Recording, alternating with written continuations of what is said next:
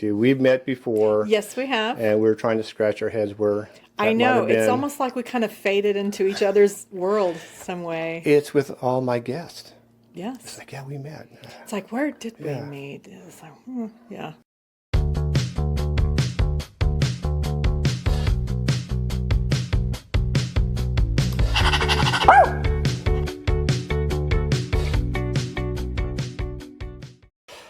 Okay. I feel like I love, and I love your set because it feels like I should be on a musical, like, come on, boys, let's paint My the wife town. suggested this. She goes, get Jazz a hands. purple curtain. I like it. Kind of like Joe Rogan has a red one.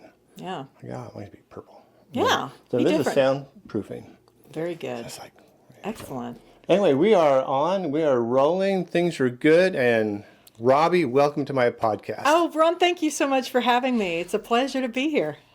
You and I were in class together last week. Yes, we were. And tell me about that experience. The class experience? Class, yeah. It was amazing. It's so, I don't know, it's rejuvenating to sit in a class with other talent.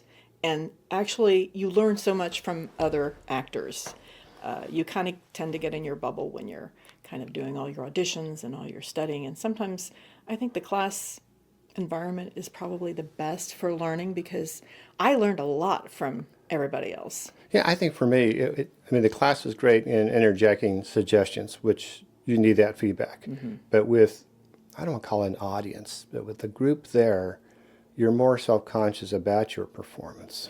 True. So you check yourself as well. Absolutely. And so I enjoyed it as well. I enjoyed being with you. We've met before. Yes, we have. And we're trying to scratch our heads where I know. It's almost like we kind of faded into each other's world some way. It's with all my guests. Yes. It's like, yeah, we met.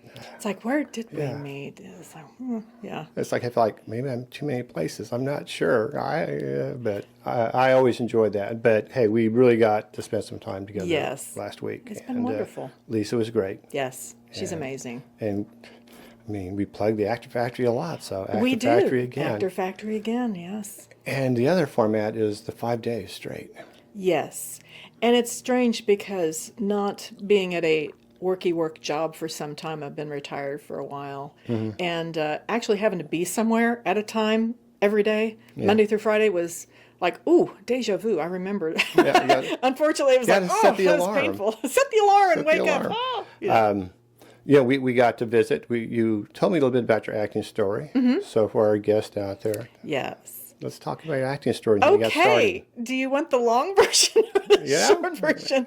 I'll try to keep it short. Okay. Actually, many actors start as acting and they get into filmmaking and they get into that realm. I did it backwards. I started as a filmmaker first and then got into acting. It started when I started going to the Dead Center Film Festival many, many moons ago and watching shorts. And I thought, I think I could do something like this or even better. So I grabbed a friend and this is while you were working? Or? Yes, this is while I was working, And we started collaborating on projects and started working together, making films. And we started entering contests like the 24-hour film race and the 48-hour film festival, several years doing that. And each experience, you learn something. And when you learn, you make mistakes first. And then you learn. So I made many, many mistakes. And then I needed more gear. So I started doing wedding videography to pay for my hobby. And because, you need the next best camera or lens or whatever. But anyway, and I also supplemented that with taking classes.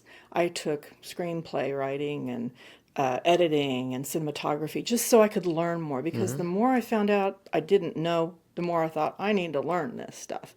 So I started studying, and the more I learned. And again, I've loved movies like since birth. I've been watching movies. And so I've developed a passion for films and movies and storytelling in general my whole life. Yeah, the same equipment that you bought for your wedding photography, you use that for your auditions. Absolutely. It's great. So that's what I'm saying. It's great to have nice equipment. It's very good. It's a nice thing. Yeah. And then at some point, I kind of sidestepped into voiceover. And interestingly enough, I started studying the voiceover realm. And I found out a lot of things in retrospect that I learned in voiceover are very parallel to acting. I mean, there's parallels. You learn. One of the first things I learned, my poor coach had to break me and teach me how to take direction, because telling me how to do something was not in my wheelhouse. So she broke me of that real quick. And, you learn things like performance and dealing with character construction and all those things that you learn, and met a wonderful community of voiceover people, coaches. And people used to come up to me all the time and say, well, how do you get into voiceover? That is so cool. And I'm like, well, I usually counter with my stock answer of, well, if you wanted to be a concert pianist and play at Carnegie Hall, how would you do it? Or be a world-class athlete? You find a coach, you take a class, you train, you practice, you train, you practice, rinse, repeat over and over. And that's how you do it. You find your resources and study and work. And it's a lot of work. A lot of people see the before and the after. You don't see the during. And that's where all the work and the time, sweat, blood, and tears come from. And people don't necessarily see that. Okay. Voice acting. Yes. I've not auditioned. I've received those. Yes. And I'm one of those actors who hates his voice. Yes. And when I hear it, I'm going, I can't do voice acting. I hate that. I hate the way I sound. No. And I've talked to some coaches and seen some videos where I'm saying everybody has their voice. Everybody has a voice. It's like acting, really. I didn't really like myself on camera. I didn't feel comfortable on camera for a long, long time. You couldn't tell it now. Well, here's the thing. That's way back then. That was the before times. And really, my cousin came to me one day and she said, there's this new thing called TikTok. You should get on there and start making videos. Huh. And I thought, what if I use that as a tool to break myself and get used to being on the camera? So that's what I started doing. I started making videos. And of course, the first were horrible. But then I started getting used to it. And over, I think, 2 years, I made videos. And you could tell over time, I started getting a little more comfortable and a bit more used to the camera. And right now, I'm used to the camera. I'm perfectly okay. I'm the same way.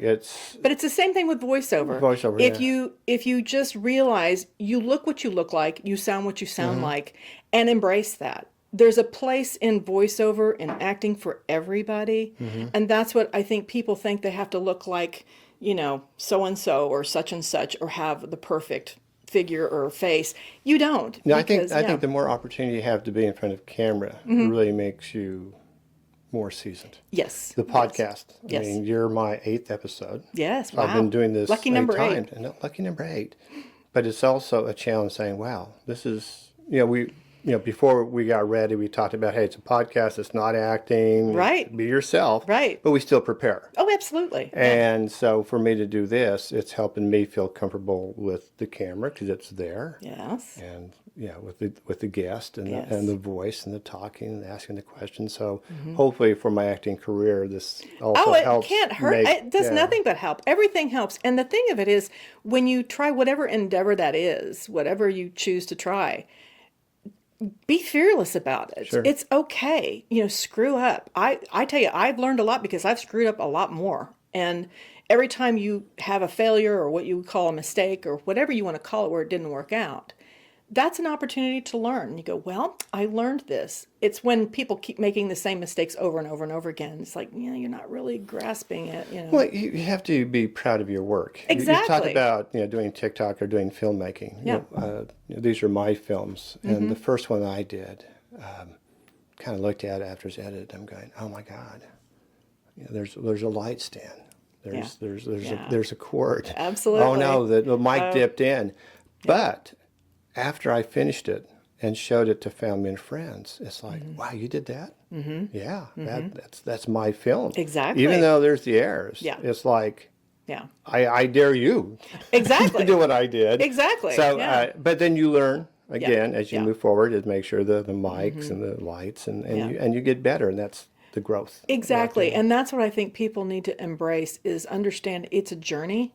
And for me, my journey, I kind of envision my journey in this realm and this acting is I'm basically like in an inner tube floating down a river, letting it take me where I want, and being open to ideas, being open to new things, doing try new things. And my husband, God bless him, he is my rock. He is my biggest supporter.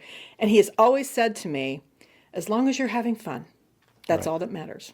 And if something doesn't become fun, you might need to rethink. Absolutely. So that's my main thing is I'm having fun. Yeah. And I enjoy myself. I've met the most amazing people during this journey of all the ventures I've gone on. I've met some amazing people and have some great friendships because of it. And I'm very happy with that. We in our discussions, we found another thing we have in common, human resources. Yes. I mean, I was like, Yes. wow, okay, cool. Yes. So we bonded being actors. Now we have this HR And background. filmmakers. Filmmakers. Yep. Yeah. So. And HR. It's crazy when you take the time to stop and start getting acquainted, and that's what's wonderful about when I meet people. I mean, I'm always like, I don't know strangers. They're just people friends I haven't met, and how the saying goes. And I enjoy getting to know people and establishing relationships and finding cool things out. Yeah. It's amazing how much we all have at least a few things in common we can connect with. I learned that early on first time on set, because, again, there's a group of actors you visit and you talk during break. There was one actor, though, that would not talk to a group off on their own, and the other actor saying, he's kind of snobby. You're kind of snobby, yeah. And towards the end of the shoot, I had a chance to talk to him. And that wasn't it at all. He said he's an introvert, kind of shy, but he focuses on the project and the job. Exactly. And talking to people in the group kind of was a distraction. Right. So you saw him in a whole different light when she had a chance to talk for a few minutes and not make that judgment. So isn't it interesting when you first come across somebody and you don't have the chance to interact, you start making all these judgments like, I bet they're this and I bet they're that. Yeah. And, they're kind of meh. But yeah, you like you say, you take the effort and the time to interact with them and see. my wife has a saying is accept people where they are. Exactly. And if you could do that, regardless on anything in life, that's always a good start. Absolutely, So I try to do that. We're talking about work. Mentioned Yes. the whiskey cabinet. Yes. I was over there the other day. We're having a bourbon tasting party tonight. Oh, that sounds like a horrible time. Oh, horrible time. So he was asking about it, and I told him what I did. Gee. And he goes, well, I tell you, I got T-shirts here, and they're usually $25. But if you want one, I'll let you have it. There we go. And I go, I tell you what, if you do that, you're my first sponsor. And I'll mention the whiskey cabinet. In Isn't Edmond. that great? Yeah, he's a I great just guy. love that. Yeah.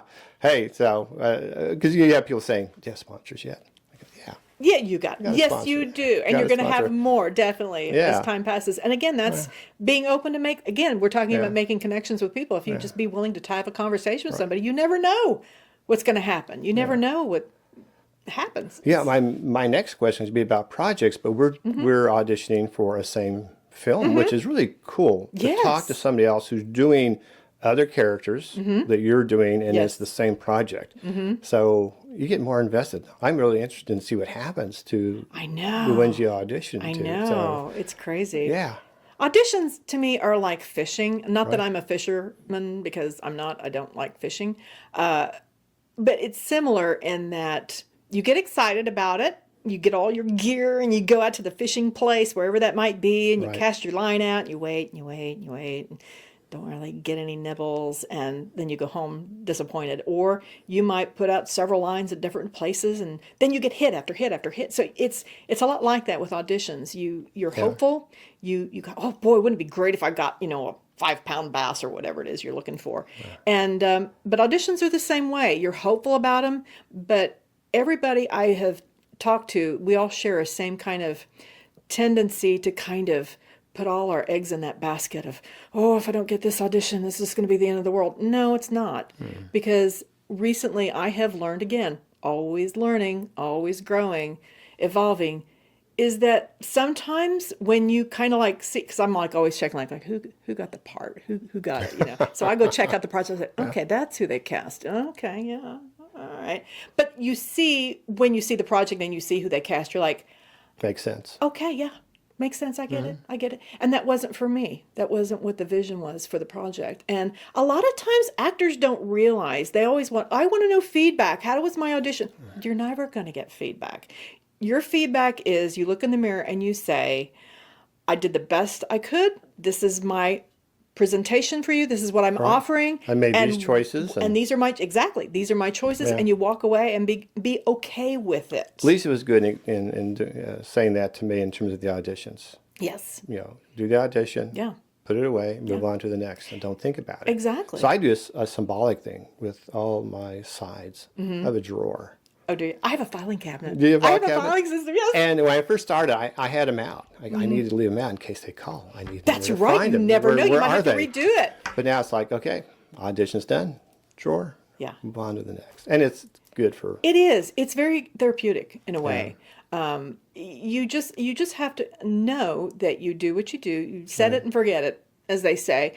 And if they choose, and a lot of people don't realize there's a lot of people making decisions about that part. Yes. There's not just the casting director, there's the director, there's the producers, there's the showrunners, there might be a network representative. There's like 20 people in a room trying to figure out what they want.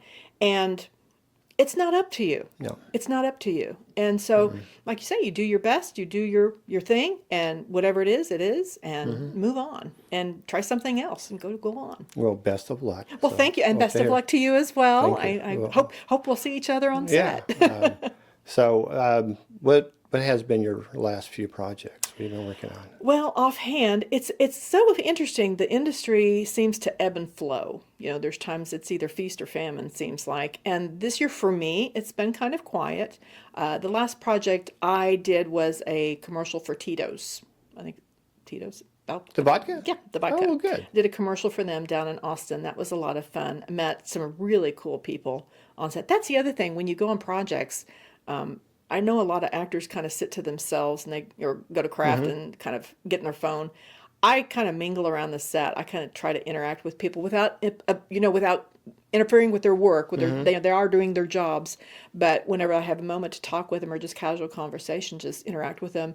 And I met my fellow actors. One of them actually has been like a stunt man, and I think he's in the new Odyssey movie that just came out. So he's in that. It was fascinating talking with him and learning about his experience and what he's been doing.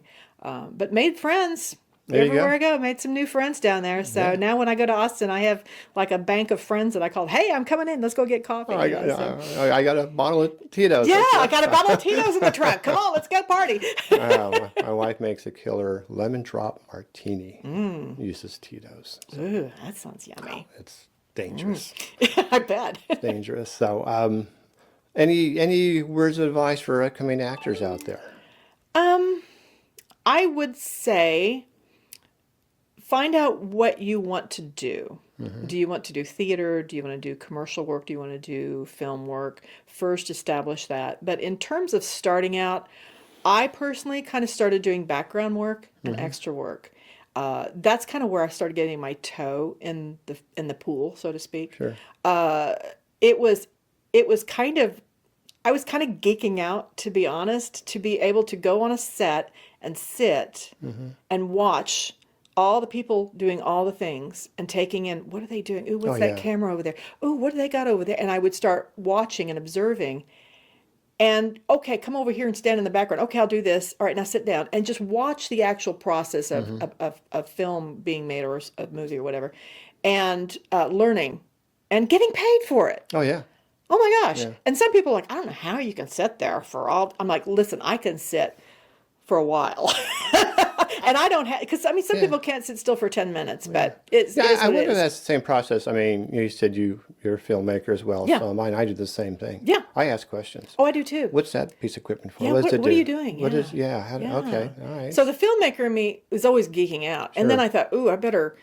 And then I got asked to be on camera for the first time. That kind of freaked me out. I was on set of a film, and this producer came up to me and asked me, how would you feel about getting a pastry in your face? Okay. I thought, that's a strange question. Yeah. thought about it. I'm like, I'm like the Mikey. You remember the Mikey from the Life commercials? Like, I'll do anything. I'm kind of like, okay, I'll do anything, sure. So they got me into wardrobe and walked me to the set. Now, mind you, this is before I had any formal training. So no acting classes. I had no acting experience. Okay. This is just, I'm just an extra on. I'm an extra on the set. It's not just an extra. Extras are very important. Yeah. But I'm an extra on the set. I had no acting experience whatsoever. So I'm walking to set, and I walk up, and of course, as we know, there's probably 20 or 30 people standing around with cameras and boom mics and cables and golf carts and people I don't even know with clipboards, and I'm like, what am I doing?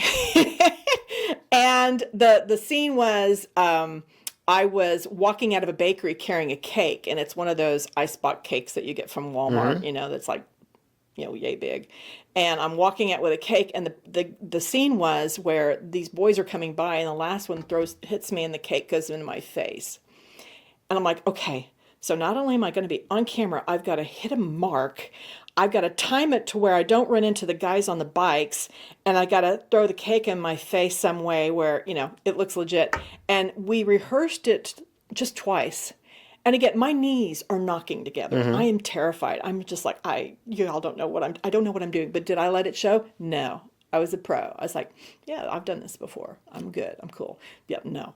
So was it in the movie? Yeah, it was in the movie. Yeah, wow. It was in the movie. And so sure enough, on the scene the first take they did, the cake they used was too cold.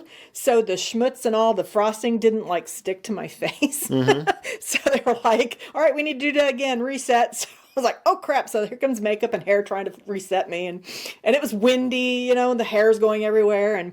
And so, and then the second set, they, and again, the pressure was enormous on me. I was terrified, nervous, and the pressure to get this right. And I don't want to screw it up. I don't want to embarrass myself. And the second take came, and the boys were coming. The guy came, the cake went schmutz, and I just held the cake up. And then the second take they didn't have to redo my face. They just shot it. A medium shot from this side with the cake, and it was a close-up of me bringing the cake down the cake all over my face and the reaction shot and all that. But it was fun, and I guess that's kind of what started the ball rolling. Like, that was fun. Yeah, I want to do more of that. Yeah, That was extra fun. work. I mean, there could be so many, and there probably is a book about being an extra because there's so many stories. Oh gosh, there's so many close calls. Oh, yeah. Like I was an extra, and they asked me to do. Yes. My story is on Twisters. Oh really? Yeah. They built the subway scene downtown Oklahoma City in Perry's studios down, and they built the set. And you walk in there, and it's a subway on the inside. And I thought, well, this is kind of cool. And we were just all extras. Yeah. So we all got called in, had our spot, and sitting in the subway, they're filming. And I'm probably in the middle. And all of a sudden, the director kind of pointed at me and says, you, come up front. And the camera is up front. I thought, okay. Oh boy. This is it. And I get up front. Here's my moment. And what's funny is the scene was he wanted my back to the camera. There was a rail, and the lead actress was in front of the camera. She was on the subway, but they had a stand-in at that point. Right. And the camera was going to come by, and I was supposed to duck down, let the camera go over my head, and back up. And rehearsed that a couple of times. Okay, yeah, this will work. So we do the scene, and the actress comes out, and it was the lead actress in Twisters, and of course you're not trying to be starstruck. And we do the scene, and everything's working great. So we get back to the holding area, and all of a sudden it's about 34 minutes before they come back out. We just need Ron. I go, ooh, they want me again. So, and everybody's kind of teasing me, okay, Ron, yeah. So I go back into the subway scene. They wanted to reverse the camera. Right, reverse angle. To be on me. So I'm sitting there, and there's the actress, and this camera's at me, and I'm an extra. I'm going, and all of a sudden the cinematographer, whoever says, it's not going to work. So, oops. Back. Oh. But, you get so close to these things. Ego slam, so, so you're probably saying, it doesn't happen to everyone, but it does happen. It can happen. And that's why I think it's also important, even like when actors are when you're starting out, you're kind of interested in doing it, and you get on a set and you do some background work, extra work. Be open to do anything. Within reason, I guess, whatever your comfort level is or safety measures are in place. Yeah. But I think people restrict themselves like, no, I don't want to, I want to be an extra, but I don't want to play. And Sure. you need to be fearless about that kind of thing and be willing to try new things because you never know what's going to happen. And again, that kind of started the path of, oh gosh, I better take some classes in acting. I better start kind of learning what I need to learn. And there's some actors in bigger markets who just want to do background. Yeah. That's what they do. That's true. Which is fine. Well, and a lot of people think, I just will go learn my lines and go show up. No, you don't do that. Do you get a football and go out on the field and play with the pro team? No. You have to have training. You have to have coaching. I encourage that. There's conferences and workshops to go to. You talked about the one in California, and we touched on it last week. But share more about that experience and how you got to do that. I was talking with one of my coaches, and they suggested to take some classes on a different level. And me liking to try new things sometimes, I love the offerings here locally. I love taking classes here. However, I thought, when you eat hamburgers all the time, you might want to go get a salmon, and eat something different, So I thought, well, I want to try to see what's out there. I don't know, so let's go experiment. So I was able and lucky enough to be able to go out there and take a workshop or two. Worked with Steve Lowe, I think is his name, if I can remember right. He had a workshop on how to do self-tapes. Fascinating. I mean, in one day I learned And this is so in much. California. This is in California, yeah. I took one of his workshops, took some training with Leslie Kahn and Warner Laughlin, and now I have a coach at Warner Laughlin that I work with very frequently. And I just made such connections out there, but the level of things that you learn out there, you get out there and there's so much to learn. It's like, that's a lot. And so kind of dipping my toe again into that pool and kind of seeing what that's about and learning about it and being open to meeting new people, new ways of doing things, it was cathartic in a way, and it kind of opened my mind to like, wow, this is a cool way to learn how to do something, because I still have questions like, how do you do this and how do you do that? It's a great opportunity. I'm going to Cleveland for the Horse School of Acting, and That's the same reason. That's look exciting. at it saying, let's do something a little different. Yeah.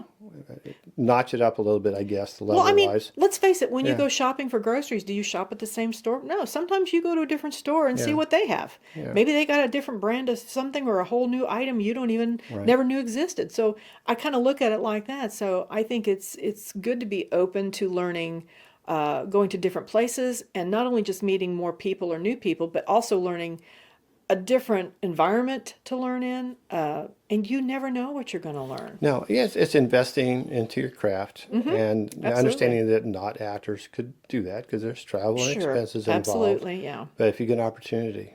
Yeah, I would encourage everybody to, even if you can just do a workshop here or there, even on a weekend or something, to just do that. I mean, I was fortunate enough where I could spend a significant amount of time out there, so I kind of, not to say that I, got it all in, because I just touched the iceberg, really. But it was funny because I'd be driving down Hollywood Boulevard and I go, yeah, that's a tourist right there. Yeah. Oh, it's a tourist over there. Yeah. Yeah.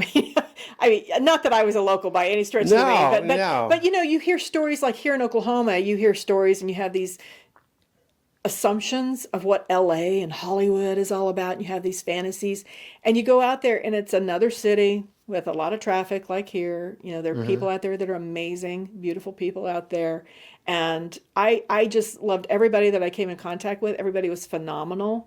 Again, it's just being open to trying new things and being willing to learn new things. That's the thing, is being open. In fact, I don't know if I mentioned that was one of the first things my coach taught me, was how to take direction. And there's people to this day that I look at, even on set, that it's like they don't know how to. So we were talking about the school, and I think one thing that's important, we talked about our path, working umpteen years in HR. We're not going to say how long. We're not going to say how long. No. A while. No, we just talk our age ranges. That's right. What demographic do you fit in for this role? Yes. Yeah. But, that's the thing about acting when you are older. I mean, you have this career. I kind of fell into it because my father-in-law was an actor. I'm not sure if you knew that or not. No. He talked about doing background work, and then you pursue it. And people say, "Geez, Ron, why do you? Well, it's good. You're learning. I'm in school. I'm taking classes. I'm I going love to learning. and it's like, I love learning. yeah, you I don't love it. stop. You don't stop. No. That's why I don't understand people who retire and they're like, I'm bored. There's nothing to do, and they end up going back to their work 4 months later. I'm like, dude, you're not trying hard enough because there's a lot you can be doing. There's This so much. podcast was supposed to be an HR podcast at one time. Ron, you should do an HR podcast. Why? I mean, other than it's my comfort There's level. plenty of them out there. But I spent so much time listening to employees complain. Why would I do that again? Yeah, on camera? exactly. But no, so that's why it turned into this. And Yeah. This is actually my wife's idea. It's a great idea. That's the support I have. She I goes, love it. Do a podcast. I love it. I'm going. It's amazing. Okay. I love Well, it. anything else you'd like to share with the group? Or I would just say you're never too old to do anything. no? Have fun and find your joy. And if you want to do something, have a why. Why do you want to do something? Or maybe ask yourself, what do you want? What do you want? Like, I want to be an actor. Okay, well, all right, that's what you want. That's a big goal, but narrow it down, figure out a game plan, figure out a strategy, and have fun. Have fun. Have fun. I'll add in and jump in. I think when I started doing this, again, this is amongst my non-actor friends and even some family. Like, why are you doing this? Oh, I'm just doing it for fun. It's just a hobby. It's just Absolutely. occupy time. And that's all true.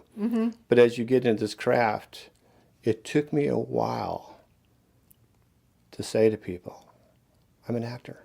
I know. You know, it's just, know. it feels weird for that coming out of your mouth saying, I'm an Yeah. actor, I'm a filmmaker. Yeah. Because you don't think you've Or I'm a director. are a director, that Yeah. you pass some sort of test to be able to say that. It's like, what point do you get a little certificate in the mail and go, you're now a director? No, or No. a filmmaker. No, you just do it. But the more you say that to yourself, the more confidence you get, and the more you say, yeah, I am. And you own it. You own it. I own it. So. But yeah, I would encourage everybody, whatever your passion is, whatever your dream is, look into it and do it. I mean, there's all kinds of things. My friend that I worked with for many, many years, she was playing pickleball for a long time, and she kept after me, you need to play pickleball. You'd love it. You'd love it. And I'm like, yeah. And I just didn't. Finally, I'm like, okay, fine. I'll try it. And I love it now. And so now I play it all the time. It's just, you never know until you try something. Now, granted, there's some things I try, and it's okay to say, Didn't work. not for me. It's okay. Maybe for you. Not. There's a lot of I have a things. guitar in the closet. Yeah, there's a lot of things that are just not for me, and that's perfectly fine. It's somebody else's jam. You go yourself and you knock yourself out and have fun with it. But yeah, have fun. Enjoy life. Life is short. It is. It is so short. And I thought, how sad is it people sit around and whine about whatever people whine about, the piddly things, and don't take time and just sit and go, wow, my life's pretty awesome. You know, I have electricity, I have indoor running water, and you know, I have food in the house, and there's a lot of people that don't have that. Right. And be thankful for whatever you have, wherever you are. You can always be grateful and thankful for where you are, and enjoy the gifts in life, the gifts of friends, the gifts of learning, and the blessings that come your way. I think people need to embrace that and stay positive. Stay positive. Don't go into, you know, you can be negative a lot. It's easy to be negative. And I can't say that I don't grumble and growl once in a while. I'm There's human, highs you know. and I'm a lows. girl. There's you know. highs and lows. I'm a certain age. I can be cranky, you know. But for the most part, I think look at the silver linings and find that. There's always one around, and make new friends and enjoy life. Robbie, I think that's a good closing, so I appreciate you being here. Well, thank you again so much for having me, Ron. I have really had a blast. Absolutely. This is fun. Well, let's call it a wrap. All right.